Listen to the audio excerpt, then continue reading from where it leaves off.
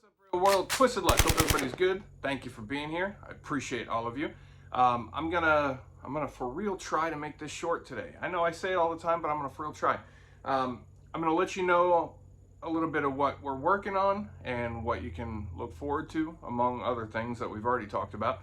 And I'm gonna show you something here. So I'm going out and I'm doing some filming today. Well, this past couple weeks, I've been going out to some public locations doing some filming.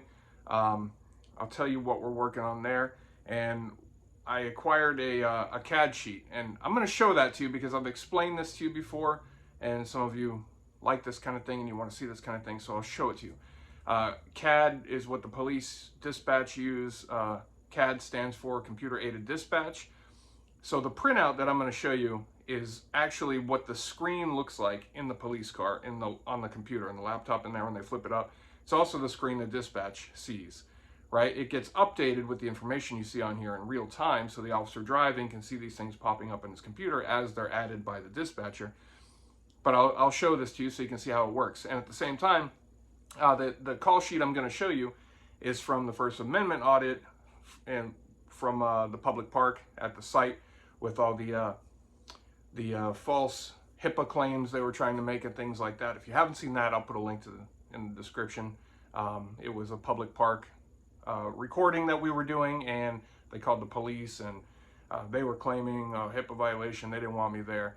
And then one of the officers was also claiming HIPAA nonsense, and she was shut down and educated, which is the point. But I wanted to see what the caller told the police, because we got 5 police cars that showed up, and they said because they were responding to a disturbance. And if you saw that video, or if you're about to see that video, you saw how calm and pleasant I was the entire time. And not only that, but I actually stayed away from everybody. I didn't even go near people, even though I could have. I didn't. So that demonstrates a couple things: how people abuse the 911 system. She also called on 911. So I'll show you that printout so you can see, so you can know what it looks like. Some of you already do, some don't. So I'll show you that. So I'm going out doing some filming in some public locations, and we are looking for, I've told you before, a lot of you are familiar with my history, my experience, and I've said before that a lot of departments, if not most departments, unfortunately, they don't do any constitutional training. Now, when a new officer is hired, they swear an oath to uphold and protect the Constitution, right? And protect the people. And it's scary and sad that I would say most new cops going in have no idea what it is they're taking an oath to. It's not part of the training. It's just not. People go through the academy, whatever, different academies all over the place, and then the department that hires them trains them. So now they are responsible, right? So I believe they should know, and I think that's just logic, they should know that Constitution that they're swearing to uphold and protect. We see all these things, all these violations of rights, and cops saying just ridiculous things and making other cops look bad and look dumb, because they don't know the Constitution. Some of them do, and they just try to enforce their will anyway, right? And try to enforce feelings. But that's just a minority. Most of the ones that you see out there spouting off things are saying things that they heard on TV or even a YouTube video or whatever, because they're regular people too. But they have an obligation to know these things, because regular people aren't out there enforcing laws that they know nothing about. And constitutional laws, right? And we have rights that we have to protect. We have to stand up and protect them. So it's amazing to me. I will tell you, I took that oath, and I was not asked if I knew what I was taking an oath to. I was not drilled. I was not asked, what's this? What's the First Amendment? What's the Second Amendment? What's the Fourth Amendment? I was not asked these things. So we're going around, and I've been going around to departments, and we're inquiring, what type of constitutional training do you provide to new hires? When they're first hired, before they're released on their own, what constitutional training is there? What constitutional remedial training do you have? What constitutional intermediate training do you have? Anything constitutional we want to see. So in doing that, we are going to highlight and give props to the agencies, any agencies that we identify that do this, because that's awesome. They're a step in the right direction to where I think we need to go, and I think a lot of you would agree. We're also going to highlight the ones that don't. Not required to know the Constitution, but in doing that, maybe, and we will also suggest it to them, but maybe we'll plant that idea in their head that, that's probably a good idea. You wouldn't see a lot of the things that we see if there was constitutional training, if they actually knew what they were swearing that oath to. It's a very simple thing and should be basic and logical, but unfortunately it's not. So hopefully we can, are we going to change the world? No, but I can do my part and we can do our part, right? And along the way, we will learn something, viewers will learn something. I'll probably learn a thing or two, maybe, somehow. And we're going to record along the way. So as you already have seen what happens sometimes when we do that, maybe we'll do some firsthand on-site training to public officials or police or viewers, whatever it is, right? So kind of that two birds, one stone thing again. There we go. So be looking for that. Those things are going to, I'll be putting out videos of some of these interactions here and there as we go. And we're going to still continue working on the other things. Before I keep going, let me show you this call sheet, which is called a CAD sheet. This is going to look pretty similar no matter where you go. It might be a little bit different depending on the area, the state you live in, whatever country you live in. But this is a basic idea of what a CAD sheet will look like in the police car or in the dispatch center. Let's check it out. All right, so here we go. This is the call sheet. All right, there's actually 2 pages. Let's get a little bit of stuff on the side, but let's run through it real quick. So we've got detailed history for, this is the event number. There was no case number. If there was a case number, it would be over here, but there isn't one. On January 20, 2022, here's the time, 13:27. Is that actually right? No. That's actually not right. Oh, okay, this is the day that I got it. I see, never mind. So here is the date, right? So the call came in. Here's the address of the call location. This is the date and time it was created. So the 911 call came in January 7th at this time. This number right here is the terminal of the call taker or the dispatcher that answered it. That's that person's ID number. So that same person entered the call, then it got sent to the dispatcher here who dispatched it at this time. So almost 10 minutes after the call came in, actually. A minute later, it was someone was en route, and 2 minutes after that, they were on scene. Now this is the officer and the ID number, another officer and the ID number that put themselves en route on the computer. So here's the address, and that's the primary officer's ID number on the radio, a disturbance, the area that it was called in from, or sent, the area of the location. Here's where they ask the questions. Disturbance, because of the disturbance, priority 1, which means they, came here, lights and siren to get there.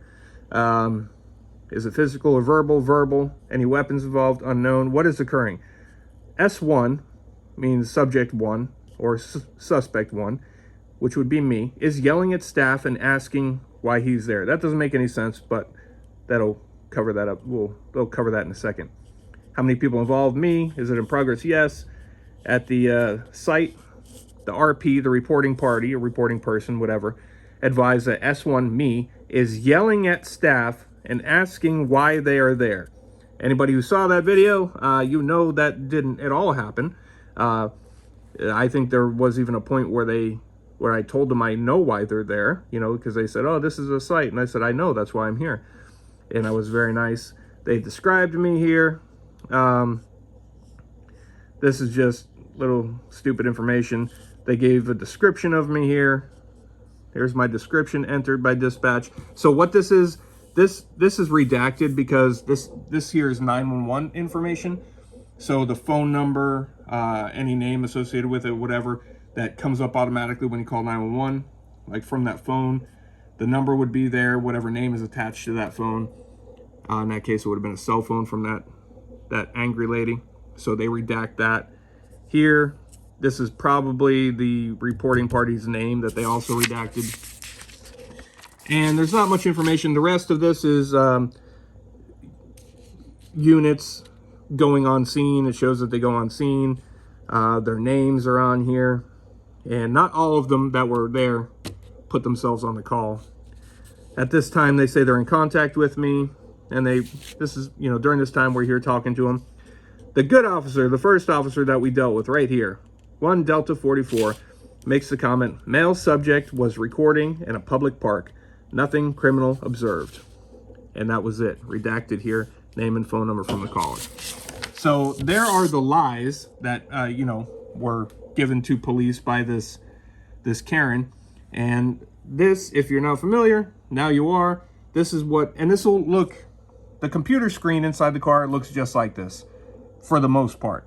And this information will pop up. Like anytime dispatch adds something, a new line will pop up, new line will pop up. And so this is real time that they see. And then when you ask for the printout of it, you get exactly what they see. That's a call. Now, if there was a lot of information, if it was a big involved call, this would be several pages long. But that's what it looks like. And no matter where you are, it'll look something like that, if not exactly like that. And we'll be seeing a lot more of things like this. And I'm still waiting on the 911 audio because the dispatcher won't always put everything said in there. And I also want to hear her tone, her attitude. I just want to hear how dramatic she made it. So, and we'll play that here for you too once we get it. It's been requested, now we're just waiting on getting it. Also body worn camera footage. So we can see the same thing from a different angle that we already saw.